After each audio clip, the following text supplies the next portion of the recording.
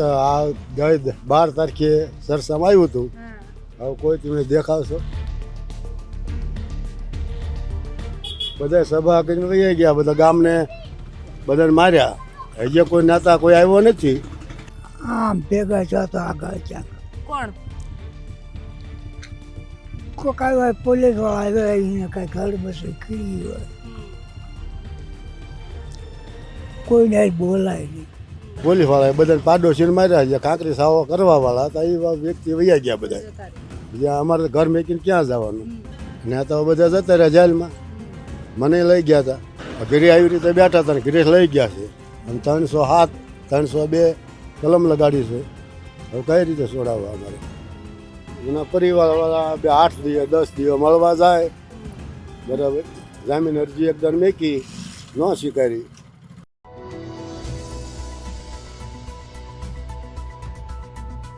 ગામડાની કલ્પના કરીએ એટલે ગામડાનો ચોક હોય અને એ ચોકમાં બહુ જ બધા દાદાઓ બેઠા હોય અને વાતું કરતા હોય એવું આપણે જોઈએ.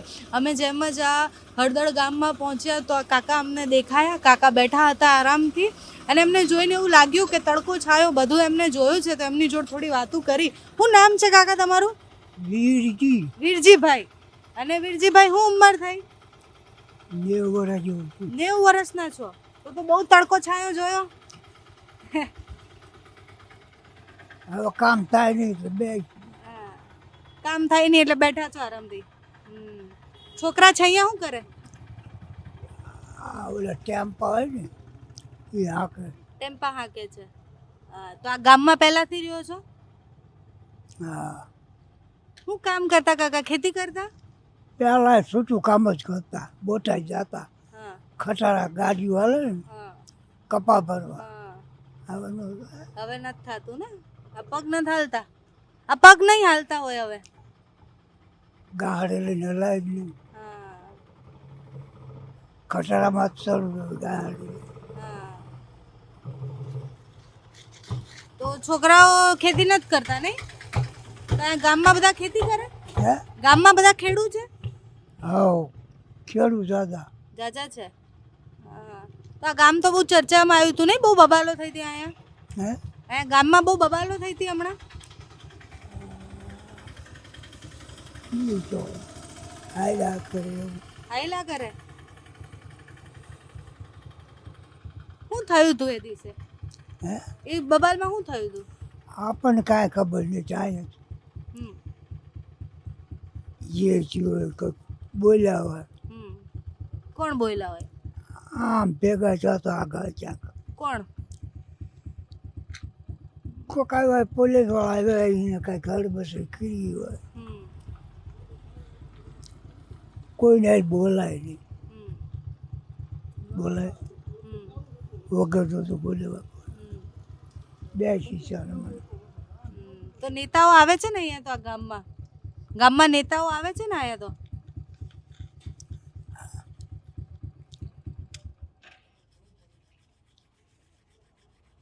કયા કયા નેતાઓ આવ્યા છે? કોણ કોણ આવ્યું છે અહીંયા? હવે એ અમને ખબર છે કોણ આવ્યા. તમે આપવા જાઓ ને? વોટ આપવા જાઓ? વોટ આપવા જાઓ? હમ? વોટ મત આપવા જાઓ? મત નથી જાતા? તો અત્યારે કોની સરકાર છે ખબર કાકા? હા, કોને ખબર છે? અમે કાંઈ ભણેલા નહીં. હા એટલે ખબર છે પણ બોલવું નથી એવું છે? ના ભણેલ વગર અમને શું ખબર? પહેલા કોની સરકાર હતી? પહેલાં એવું કાંઈ આપણે રાખ્યું નહીં. પહેલાં તો સરકાર હતી એને ઘણા વર્ષ ઇન્દિરા. ઇન્દિરાબેનની. ત્યારે શું થતું હતું? કેવું કામ હતું બધું? ત્યારે તો સારું હતું. સારું હતું. ને અત્યારે કોણ છે? કરીએ કોને ખબર કોણ. નરેન્દ્ર મોદીને ઓળખો? નરેન્દ્ર મોદીને ઓળખો છો ને? તો ખબર તો છે કોની છે. ફોટા હે? આવે ને બસમાં. હા, ફોટા જોવો બસમાં. કેવા લાગે એ તમને? હવે એ શી ખબર આપણે કાંઈ કાંઈ આપણને નથી ખબર કાંઈ.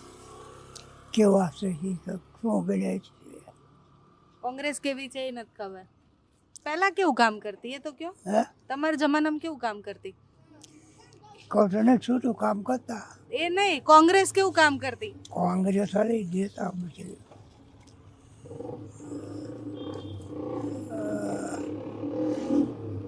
રાહ ચાલતી હોય તો બધું આપતા હોય. શું આપતા? દાણા આપતા, ઉખડીઓ આપતા. અનાજ આપતા ને. હવે નથી મળતું, બધું બંધ થઈ ગયું. મળે અત્યારે મળે અત્યારે અત્યારે ક્યાં અનાજના પૈસા નથી લેતા. તમને ગમે કોઈ નેતા? તમને કોઈ નેતા ગમે? જૂના નવા? જૂના નવા કોઈ નેતા ગમે? હું સમજતો નહીં. તમે સાંભળતા નથી. તમે બધું સંભળાય છે પણ તમારે કેવું નથી. કાંઈ નહીં. કેમ દાદા જોડે વાત ના કરીએ?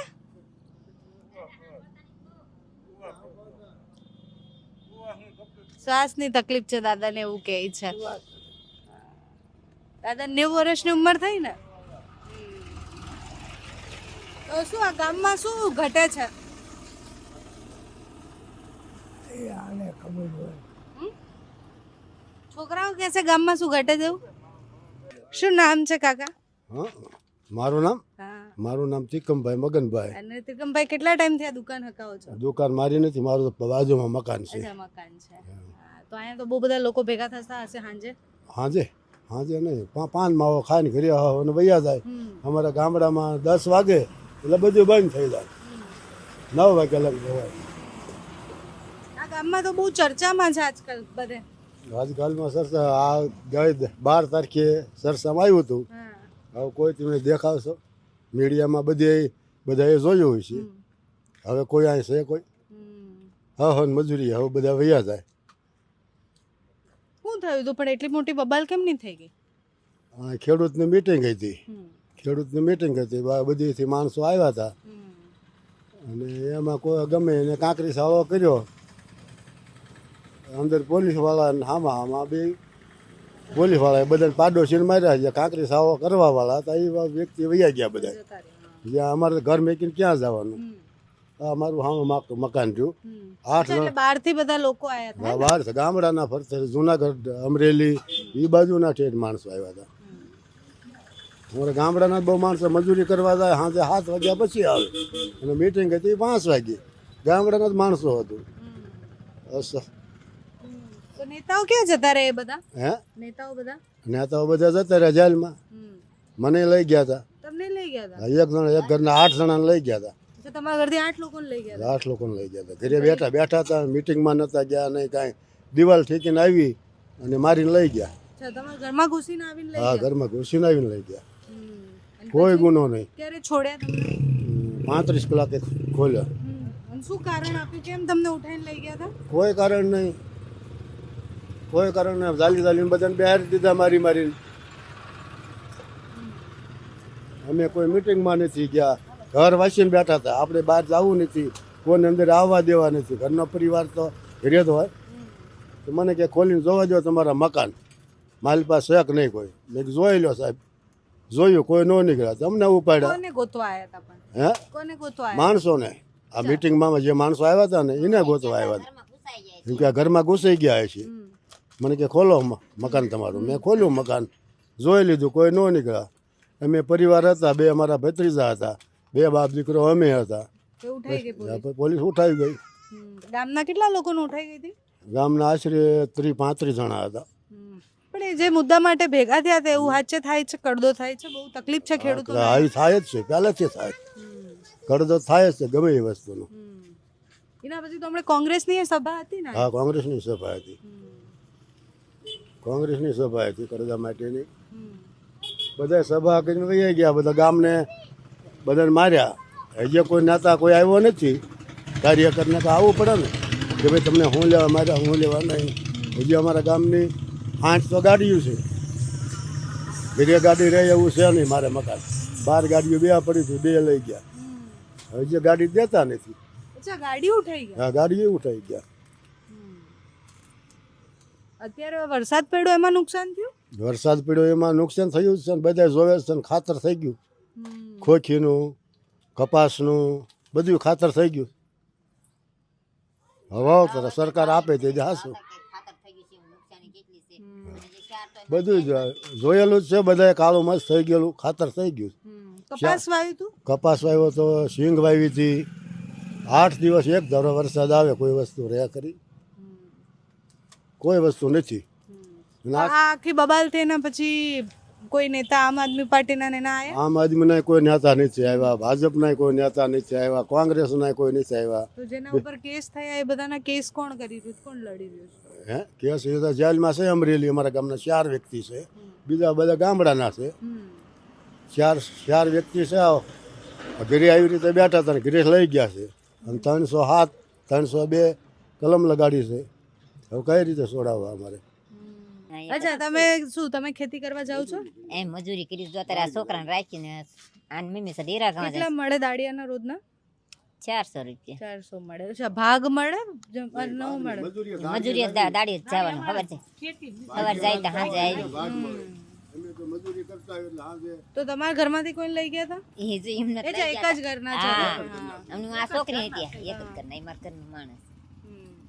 આ તો ગામમાં અચાનક આવું બધું થઈ જાય ત્યારે પછી કેવી રીતના? પોલીસ તો આવી રીતના ક્યારે આવી નહીં હોય ગામમાં? આવી રીત કરી આવી નથી. ભાઈએ વાત કરી એ જ છે ભાઈ. આગલા દિવસે માર્કેટિંગ યાર્ડની અંદર મીટિંગ થઈ હતી. પછી બીજા દિવસે પાળિયાદ બાજુથી આવ્યા અને બધાને પબ્લિકને ખબર પડી. વોટ્સઅપમાં અત્યારે માણસો મેકલી લીધા તરત, ક્યાં આવવાનું ક્યાં નહીં. હવે આ રસ્તે નીકળ્યા અને આ માણસો બધા ભેગા થઈ ગયા. બરાબર, આ માણસો ભેગા થઈ ગયા, આઈને મીટિંગ કરી. મીટિંગ આ માર્કેટિંગ યાર્ડમાં જવાના હતા. હવે પોલીસ સીધી અહીંયા આવી ગઈ. પોલીસે દમન કર્યું, ખોટું કર્યું? આ ખોટું કર્યું. બૈરાને માર્યા, છોકરાને માર્યા, આદમીને માર્યા, તમામ લોકોને માર્યા. જે મિટિંગમાં આવ્યા હતા બહારથી લોકો, એ તો કાંકરી સાળો કરીને વૈયા ગયા છે. બીજા માણસનો શું દોષ? એટલે બીજા ગામમાંથી આવેલા લોકોના કારણે તમારા ગામના બીજા કારણે. તો હવે આ જે જેલમાં છે એના પરિવારવાળા શું કરે છે? એના પરિવારવાળા 8 દિવસ 10 દિવસ મળવા જાય. બરાબર, જામીન અરજી એકદમ મેકી, ન સ્વીકારી. પરિવારવાળા શું કરે? નાના છોકરાઓ હોય. બરાબર, હવે એ લોકો કરે શું? વાટજનું આશ્વાસન મારી તમારે આશ્વાસન આપે, 5 દી પછી છૂટશે, 10 દી પછી છૂટશે. હવે આ કલમની તો નાના છોકરાને બહેરાને ખબર ન હોય કે આ 307, 302 કલમ 90 દિવસ સુધી કોઈ જામીન આપે નહીં.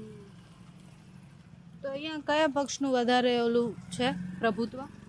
પ્રભુત્વ અમારે તો અમારા ગામની અંદર તો ત્રણેયનું પ્રભુત્વ છે. ભાજપ નહીં મત આપે, કોંગ્રેસ નહીં આપે, આમ આદમી નહીં આપે. જે જેને ઠીક પડે એમ આપે. હા, તો હું કહું તમે બેન આમાં મત આપજો, તમે થોડા આપી દો. એ તો ના વોટિંગ કરવા જાય અને જે પસંદ આવે એના માટે વોટિંગ કરે. અને અમારે કોઈને વિરોધ જ નથી. ગામને અડધર આખું કોળી પટેલનું ગામ છે, આખું ગામ 90% કોળી પટેલ છે. કોઈ દી કોઈ જાતનો વિશ્વાસ નથી. પહેલા વહેલા થયો. અચ્છા, આટલું નુકસાન થયું છે, હવે રાહત પેકેજ જાહેર કર્યું છે, તો શું લાગે પૈસા કેટલા આવશે તમારે? પણ આ જે આપ્યા ત્યારે ખબર પડે ને કેટલા આવે. એ જે આશ્વાસન જ આપે છે.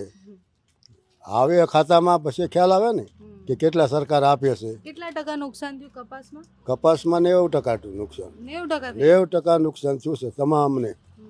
સિંગમાં 90%. સિંગ ઉગી ગઈ, જે પાલો હતો ફૂટી ગઈ બધી. પાલો જે હતો હળી ગયો પશુને ખાવાનો. બરાબર, આ તો એક જેને પશુ, મારે પશુ છે નહીં કાંઈ, જેને પશુ છે નીણ લેવા જાય બોટાદની, ખાવાનો સારો ન બસ્યું કાંઈ, કોઈ વસ્તુ બસી નથી. ગામમાં કેટલા બધા ખેતી જ કરે છે? ના, બધા ખેતી ન હોય ને. અંદર અડધા મજૂર વર્ગ હોય, અડધા ખેતીવાળા હોય, અમુક હીરામાં કામ કરતા હોય, એવા છૂટી મજૂરી બધા કરતા હોય. જે ખેતી કરે છે એને તો નુકસાન છે. હા, ખેતી જો એટલે ખેડૂત છે, ખેડૂત છોકરો છે. એટલે જેટલા લોકો છે ને એ બધા જ લોકોનો એક જ વાત છે કે અમારા ગામમાં જે થયું એના પછી અમને જોવા માટે કોઈ નથી આવ્યું. અત્યારે આટલું નુકસાન થયું. આ જ્યારે બધું થયું એના પછી વરસાદ પડ્યો, પણ એના પછી કોઈ નેતા આવ્યા ગામ જોવા માટે? નથી આવ્યો કોઈ નેતા, આજ સુધી નથી આવ્યા. બરાબર, 12 તારીખે જે નેતા 2 બાદ ના આવ્યા હતા, હવે કોણ છે તો મેં કાંઈ ઓળખતા નથી. કયા 12 તારીખે આવ્યા હતા? રાજુભાઈ? રાજુભાઈ કરપડા એમ કે એકનું નામ તો મને આવડે, બીજાનું કાંઈ આવડતું નથી. પ્રવીણ રામ? આ એક પરવીન રામ કહે છે અને એને મેં જોયા નથી. હું તો ઘરે ને ઘરે હતો બરાબર. હવે તો આ ટીવીમાં મીડિયામાં જોઈ, બીજું ક્યાંય મોબાઈલમાં આપણે જોયેલા નહીં એમને. પહેલી વખત જ આવ્યા. હા, એટલે જ્યારે બોટાદવાળું આખી ઘટના બની એટલે કડદાકાંડનો મુદ્દો હતો, એ મુદ્દા સાથે સંકળાયેલા આમ આદમી પાર્ટીના નેતા હતા. કોંગ્રેસે પણ હમણાં થોડા દિવસ પહેલાં જ સભા કરી હતી. પણ પ્રશ્ન એ થાય છે કે ખેડૂતોના પ્રશ્ન ગામમાં જ્યારે આવું કંઈ થાય છે એના પછી ગામની સ્થિતિ શું છે. એટલે અમે જ્યારે આવ્યા ત્યારે એકદમ શાંત હતું ગામ, અહીંયા કોઈ જ નહીં. કારણ કે અમને બહુ જ બધા લોકો એવું કીધું કે હવે એ લોકો બોલવા માટે તૈયાર જ નથી. એમની સાથે જે થયું છે એના પછી ખૂબ ડરેલા છે. અમે અહીંયા આવ્યા હતા કવરેજ કરવા માટે, એ ખેડૂત માટે કે જે ખેડૂતને નુકસાન થયું છે. ગામમાં જેટલા પણ લોકો ખેતી કરે છે એમનો કપાસનો પાક 90% બળી ગયો છે. અહીંયા જ્યારે ચોકમાં પહોંચ્યા તો એવું થયું કે એ વિષય પર પણ વાત કરીએ, ખબર પડવી જોઈએ કે એક્ઝેક્ટલી એ સમયે શું થયું હતું, કેમ પોલીસે એવું કર્યું. તો આ લોકો સાથે વાત કરીને એટલી સમજ આવી કે પોલીસ આવી અને બધા જ લોકો સાથે સરખો દંડ, એટલે કે કોઈ હતું ના હતું એ કશું જ જોયા વગર બધાને લઈ ગઈ હતી. હવે જે લોકોના પરિવારજનો અત્યારે જેલમાં છે એ કેમના જીવતા હશે એ પ્રશ્ન છે. અહીંયાના ગામના બીજા ખેડૂતો સાથે વાત કરીશું, એમના ખેતરો તમને બતાવીશું, સમજાવીશું કે હળદળ ગામની સ્થિતિ શું છે.